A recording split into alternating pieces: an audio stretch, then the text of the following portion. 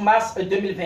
Mesdames, Messieurs, bonjour et bienvenue dans cette revue de presse. Le journal à l'honneur sur JS Communication ce jour, c'est le potentiel de Adrien à Tipator et au Canada d'attaquer avec les informations relatives à la suspension de la directrice générale Alimatou Badarou.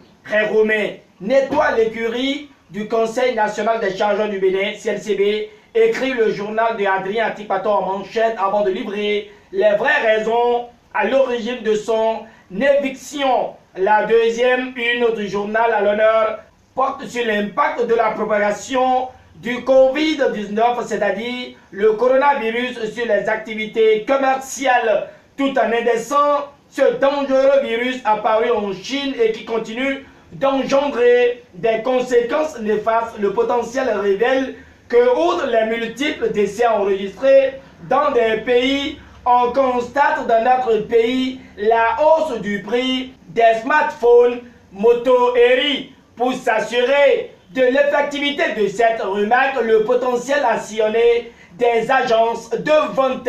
Avec le même journal, l'on apprend que des dizaines de localités sont dotées d'une source d'eau potable, fruit de déploiement des ouvrages d'adduction d'eau villageoise sous la rupture.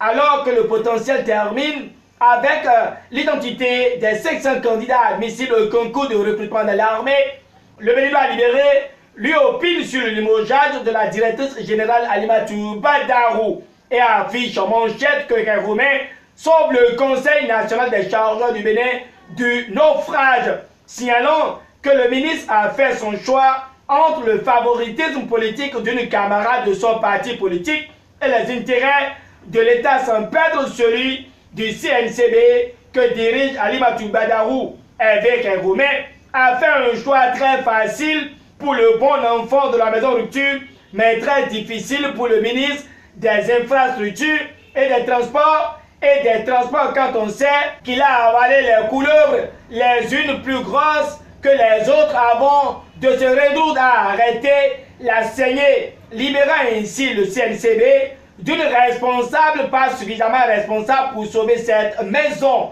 Dans son développement, le journal de Boubacar Takou voit qu'au déroulement du processus qui a conduit le ministre Ebé Rekomé à prendre cette décision figure le manquement à l'autorité. En effet, l'auteur de l'article est tel que, croyant avoir affaire à une petite soeur à qui il pouvait tout pardonner, Ebé Rekomé a subi avec la directrice générale Alimatou Badarou toutes les humiliations de ce monde. Le comble selon le Béninois libéré se situe au niveau du refus d'obéissance à la hiérarchie, nomination et recrutement de 6 cadres avec rang de directeur au profit du CNCB, recrutement de 24 stagiaires sans approbation de la hiérarchie. Le quotidien mentionne une fois encore que Romain a tout suivi avec cette directrice qui se croyait tout permis et qui n'avait aucune maîtrise en dehors de la fine bouche de l'administration. En tout cas, le Béninois libéré explique que pour une maison en phase de restructuration, Madame Badarou a elle choisi de gonfler la masse salariale dans le seul désir des cases de ses amis et copains de banc. Le plus grave selon le journal est que, sans s'en référer à son ministre, puisqu'elle sait que celui-ci ne serait pas d'accord, la toute-puissante directrice générale a directement saisi le chef de l'État d'un projet d'achat de domaine pour construire un parking gros porteur. Et c'est le président de la République qui sonne son ministre de l'incongruité d'un tel investissement. Et quand le ministre appelle sa directrice générale à surseoir à cette initiative, c'est au drapeau qu'il a eu sa réponse quand celle-ci dit devant tout le monde qu'elle n'attend pas à se plier aux injonctions de son supérieur, le ministre Ebé Rekomé. Une position qu'elle a réitérée sur le site qu'elle a choisi dans la zone d'Alada pour abriter son projet confie le Béninois libéré, mais ne pouvant plus maîtriser cette responsable qui s'est refusé totalement à respecter ses consignes. Le ministre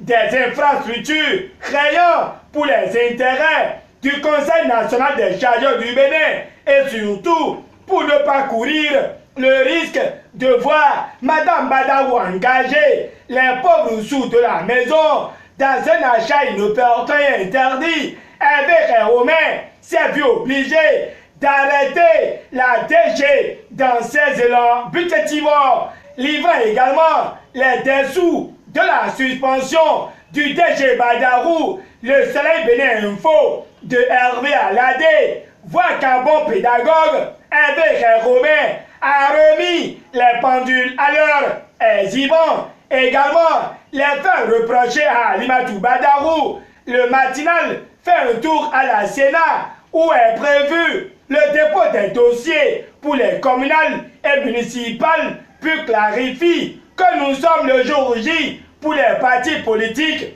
prêts pour l'enregistrement des candidats. Oui, c'est le jour le plus long pour les candidats, précise Fraternité et Bénin Intelligent, donne les scénarios possibles déjà que la Sénat n'a encore enregistré aucun dossier. Rallons la presse du jour avant de dévoiler que la clôture est pour ce mercredi à 0h.